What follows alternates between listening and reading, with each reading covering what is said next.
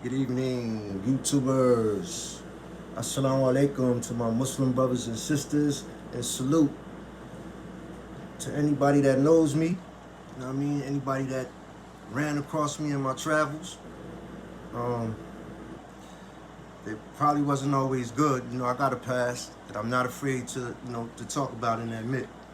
One thing that keeps sticking in my head that Gary Vee, the motivational speaker, spoke about is how you can't worry or care about what anybody says, especially when nobody's doing anything to make your situation better. You know what I'm saying? That's the first thing, is not worrying about what the next man say. You know what I mean? And the second thing is being sure of yourself. If you sure about what you want to do, then by all means do it. What's the worst that can happen? The worst that can happen is that it don't take off. And this is, the mentality and the avenue that I'm taking today. By the way, my name is Rafiq, and I'm from Jersey. I'm using my YouTube channel, and it's, as a means of, trying to send a message or trying to help somebody that might have shared the same things that I've shared in my life, might have went through what I went through. Hard, years of hardship, because of my ignorance and my disobedience, first and foremost, to my Lord. You know what I mean? Because I'm 48 years old right now, but I've been Muslim since I was 16.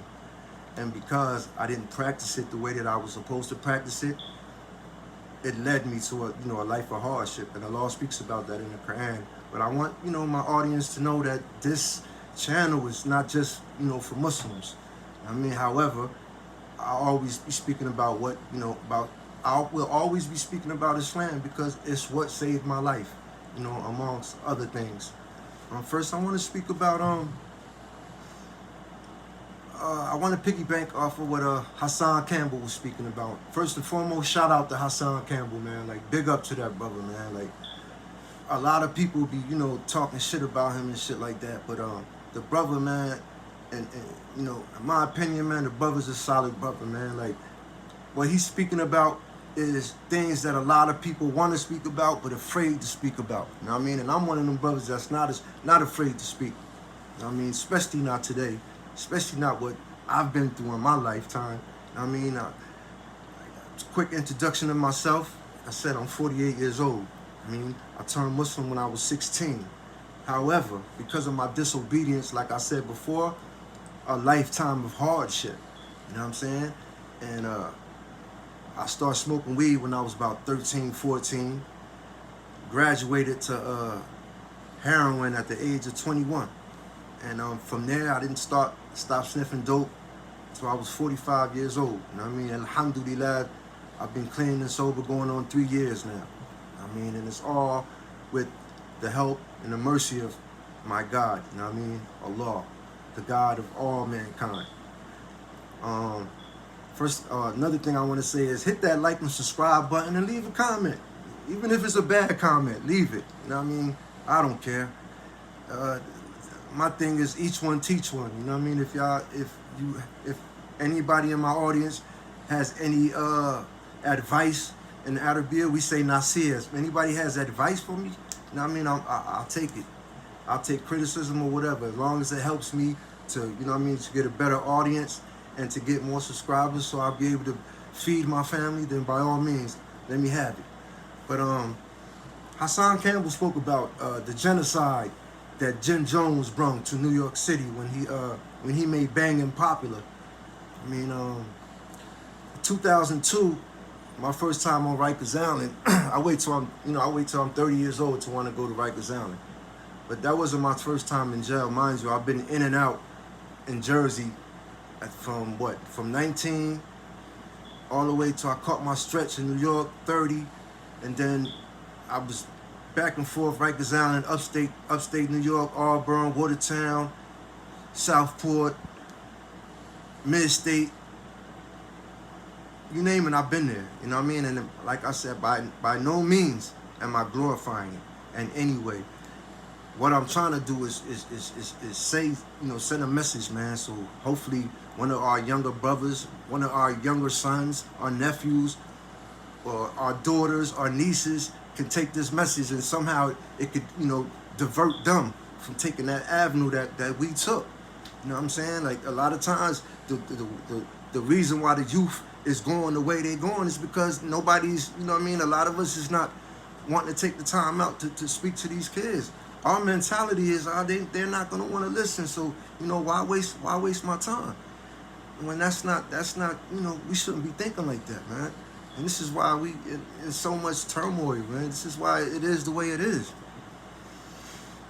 Back to the genocide, like I was talking about with the Blood Nation. Like, I'm sure when they first started in C-73 and 9-3, they did it because they was getting oppressed by the Latin kings.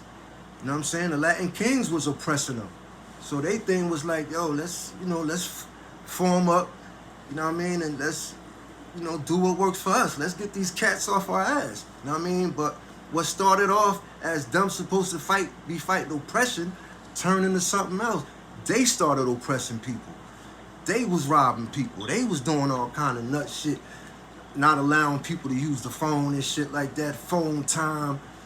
This shit was crazy, man. I ain't gonna lie, man. Like, my family, they don't know my story. They don't know my story as far as my bid and what I went through and things like that. They got it kind of like, they kind of familiar with my everyday routine, but they, besides my brother or, people that's close to me, like a lot of people don't know what I went through. You know what I mean? And for one, this is not a pity party at all. I don't want nobody's pity. What I want is for you to take my message and pass it on to the next man. Each one teach one. Right? I would hope so. Anyway, like I was saying with that blood shit, that shit was running crazy on Rikers Island. When I pulled up in 2002, I remember my first time going to Juma in C-73. I went to Juma services and a Muslim brother came. He was a foreigner. I think he was from Somalis. He was Somalian or something. He had on top of the eye jammy that he had, he had the kind of beat down that make you want to like just go nutty. It was a shame, man. Like that shit was crazy. However, when they asked him, I'm new. That was my first Juma there. When they asked him what happened, he let them know like, yo, the Bloods, they just, because I was offering Salat and I woke somebody up at 5:30 in the morning, because if you ever been on Rikers Island, some of them is cells and some of them is dorms. And the dorm is like 100 and something cats. And the beds are, you literally like, wow, man. Probably about 2 feet away from each other. It's really, you can smell the next man's foot. That's how close it is to each other. However, like I said, the brother woke the Bloods up, you know what I mean? And because he woke them up trying to, glorify his Lord, they took it into their own hands and they gave him a terrible beat down, man. And I seen, and I made a vow that day, because the charge that I had, I knew I wasn't coming home soon. There was no way I was gonna make bail. At that time, it was my first time on Rikers Island, but in jail at that time, it probably was like my 30th time. You know what I mean? And my burn bridges is exactly what I did. I burnt all my bridges, burnt them, killed them. Wow, get out of here. And I made a vow. Like I said, I made a vow to myself that I wasn't going to take that from anyone. Like, I was far away from home, for one, and for two, I had to make a home in one piece. And it's by the mercy of Allah that I did. Like, I went down 2002, I came home 2009, but I back and forth with this parole thing. I didn't wrap it up till 2018, January 5th, 2018 is when I maxed out on parole. And I haven't been back since. And, inshallah, about it, God willing, I hope not to ever go back. You know what I mean? Other than protecting my family. The Bloods, like I said, they was oppressing people. They would, I remember my first time when I went to OBCC. And I had to use the phone. Like I just pulled up in the crib, and I was in 7 Upper, and the Latin Kings had a phone, the homies had a phone, the Latin Kings had a phone, and the homies had 2 phones. And you had to ask permission to get to use the phone. This is how they was doing it. When I was doing it on Chicken Day, the homies was passing out the trays. They would pass out the trays. And you know how you get a, what is it, a thigh? Or a piece of chicken with the leg, the leg, right, and the thigh? What they would do is they would cut the chicken, keep the big piece, and they would give you the leg and, you know, serve you the rest of the food. And people was going for this. Like, never in my life, like in Jersey, I wasn't used to this. The Muslims, like it was a whole new world for me, and I could not understand for what I couldn't understand how they could let 10 to 12 people, you know, pull this kind of stunt and run the whole house when easily brothers could just form up like Voltron and just get these guys out of here. But the heart, they had the wave. They had it. They had it. You know what I'm saying? And very few brothers that stood up, you know what I mean, that was able to, you know what I mean, live comfortably and live in peace. And like, you know, this is why I believe in Allah, you know what I'm saying, with every ounce of belief that I possibly can have, because I know it's by His will and by His mercy that I made it home. These brothers was out of control. At nighttime, when I was in the cell part, at nighttime, they would go around and they would tell people to lock in. You didn't have to lock in at that time. You didn't have to lock in till about 12 o'clock. They would go around and tell the people to lock in at 9 o'clock. Tap you on the shoulder, yo, go lock in. Go lock in. The homies, terrible, man. They was crazy, bro. And I ain't gonna hold you. The majority of them dudes, man. And what I'm not gonna do is bite my tongue or sugarcoat anything. And I know this world is, you know, it's small. You know what I mean? And I know that I'm gonna run into people, you know what I mean, that's homie. I'm gonna run into the brothers. I'm gonna run into people that I was locked up with. You know what I mean? I'm gonna run into them. You know what I mean? They gonna, you know, the social media world is small. But one thing that I'm pretty, you know, what I'm sure about myself is what they're gonna say is that this brother is not lying. Rafiq from Jersey is telling the truth, man. I'm telling you. Like I said, them brothers was oppressing, man. It was terrible, man. And it was funny because the roles changed, because the Latin Kings was doing it. The Latin Kings had the wave. You know what I'm saying? They had the wave. You know what I'm saying? The same thing that the Bloods was doing, the Latin Kings was doing. The only thing, the tables had turned. Now when you go, I went in 2002, you go in the house, it's like about 20 Bloods, 1 or 2 Latin Kings, 1 or 2 Nietas, 1 or 2 Muslims.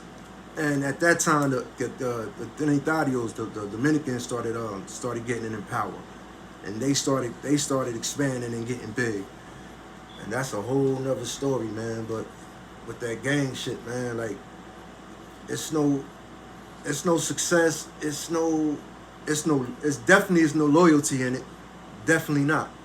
You know what I'm saying? And 9 times out of 10, the homies, when they turn blood, is because they were scared shitless. Let me tell you, man, 9 times out of 10, when I had a problem with them, I would just wait until I catch one of them by themselves, and it wouldn't be no problem no more. That's just how they was. Together, they was strong, but by themselves, they was weak. And that's what mostly, you know, that's what, to me, that's what gangsters, I mean, I don't know if y'all got, I mean, except for the brothers on the West Coast, this East Coast shit is whack, man. Like Hassan Campbell said, New York used to be trendsetters. I remember that, man. I remember me and the homies, me and my brothers, man, going to see my grandfather in New York summertimes, man. I went to school out there, like New York was fly. We used to love New York, man. Until that blood shit hit New York, and it made me hate New York, man. The whole jail system, it just made me hate New York. But I want to add this before I before I go. The Muslims upstate New York was totally different than the Muslims on Rikers Island. I was on Rikers Island in 2002. When I went up north 2003, the Muslims they was different. You know what I'm saying? They was strong. However, it was a lot of things that they did that brothers from Jersey and Philly didn't do. You know what I'm saying? And I'm gonna leave that alone, because in Islam they say if you don't have anything good, to not say nothing. And I don't want nothing to come and I get punished for it later on in my life, man. I don't need no more punishments. I don't went through enough hard shit, man. Right from here on out, I'm looking up. Leave a comment. Tell me what you think. I'll be back. Assalamu alaikum to my Muslim brothers and sisters. Salute to all my family and friends and anybody that ran across me, that know me, that ran across me in my journeys and travels. Leave a comment, like I said.